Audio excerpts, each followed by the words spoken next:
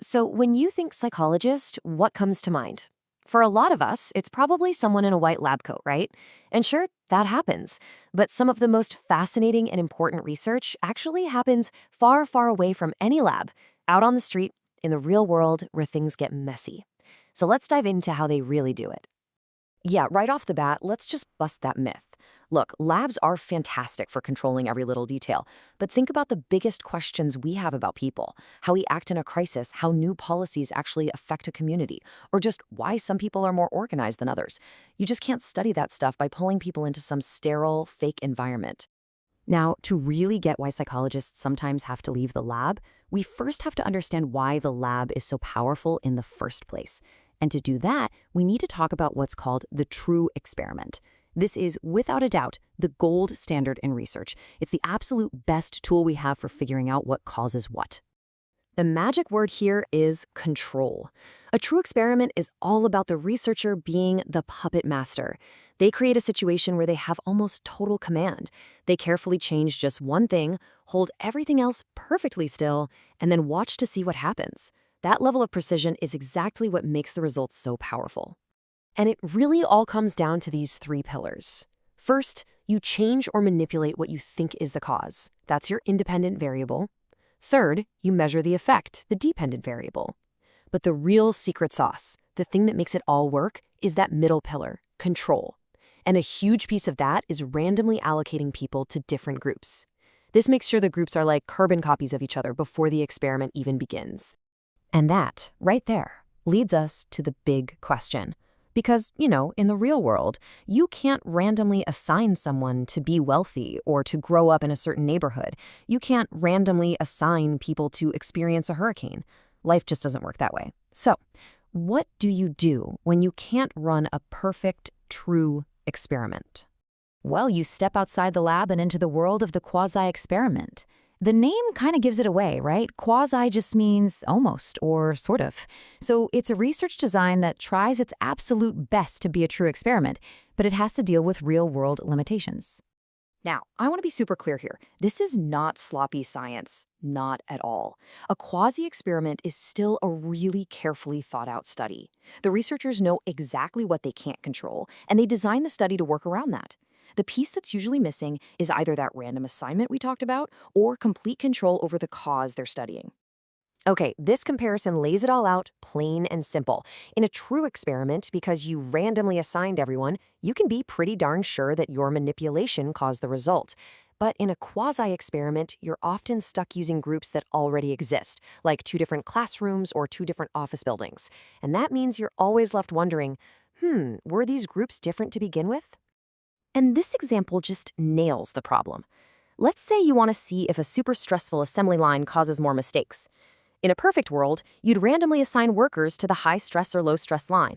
But what if management says no? Well, you might have to compare the day shift and the night shift. But wait, are those groups really the same? Maybe the kind of person who chooses the night shift is just different, for reasons that have nothing to do with stress. See the problem? Sometimes the world actually provides the experiment for us. This is called a natural experiment, and it's so cool. Check out this incredible study of witnesses to actual bank robberies. For years, lab studies had suggested that really high emotional stress makes your memory worse. But here, the cause was how much trauma people naturally experienced. And the finding was, whoa. The most traumatized people, the tellers, actually had the best memory of the event, completely flipping what everyone thought they knew from the lab. All right, so let's take one more step out into the wild. What if you can't control anything? What if there's no naturally occurring event to study? What happens when all you can do is just observe the world as it is? And that's the exact question that brings us to what's called non-experimental research. The researcher doesn't step in. They don't change a thing. They're studying events post facto, which literally means after the fact. All the things they want to study have already happened and exist out there in the world.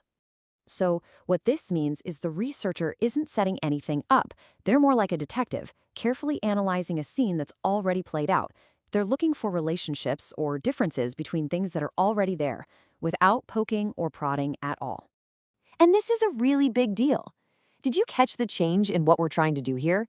With a true experiment, we're hunting for a cause. But with non-experimental research, our goal is a bit more humble. We're just trying to accurately describe what we see.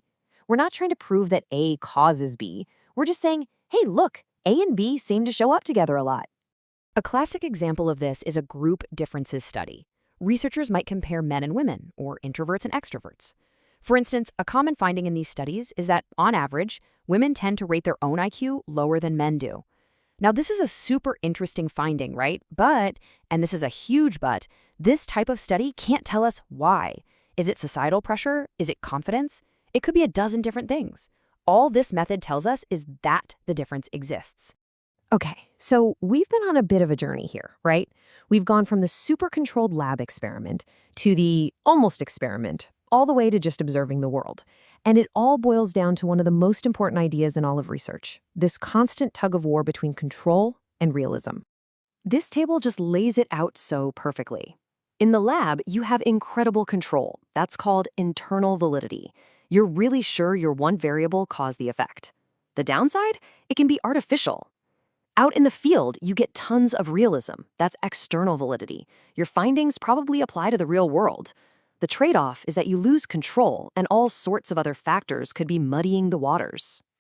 So at the end of the day, there is no single best way to do research. It's not about one being better than the others. It's like having a toolkit. You wouldn't use a screwdriver to hammer in a nail. The right method always depends on the question you are trying to answer. And that's really what I want to leave you with. Now that you know about this toolkit, the next time you see some headline that says, "Scientists prove X causes Y," you can be a much smarter consumer of that information. You'll know what to ask. You can be the person who says, wait a minute, how did they actually study that? Understanding the method is the real key to understanding what the science is actually telling us.